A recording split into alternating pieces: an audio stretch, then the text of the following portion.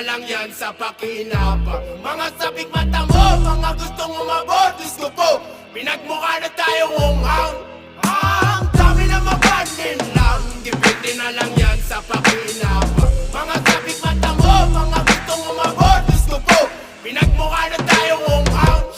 Isang pangangamusta sa mga anak na di malaman ang hulma ng kanilang hinaharap. Lakas pumorma, animoy nakakaakit na talulo sa sitwasyon nilang daig pabahay ng bubuyog. Kabataang di tumanas sa kalsada magtinda, lakas loob na manira ng hanap buhay ng iba. Sa'yo ako nakaharap, huwag kang umastang bingi. Perang gamit pang bisyo, sa nanay pa hinihingi. Pinag-aral na magulang, panggugulang ang inaral. Maaliwalas na pagbumukas, kwating ang asal. Edukadong naturingan, may maayos na balabal. Pag-asa ng bayan ng pangunahin sa sagabal. Misyon mo mag-alakon, sibat naging konsimisyon. Sa pag-usad ng bansang may mataas na ambisyon. Palagay ko nga, totoo lahat ng binibiro. Kaya bayan iwan kasi tamad ang Pilipino. Ang dami na maganin lang, depende na lang yan sa pakinabang. Mga sabik mata mo, mga gustong umabot, Diyos ko po, pinagmukha na tayong unghang.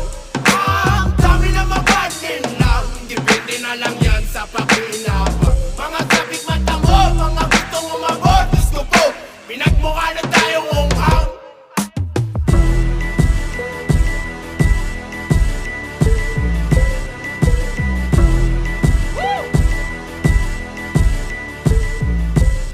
Kamusta din ang mga taong may hangarin na malinis? Hindi halatang madumi kasi panay ang bihis. Kapag sa atin humarap, laging bago ang balak. Tinatago ang burdang sa atin ay nakangarap.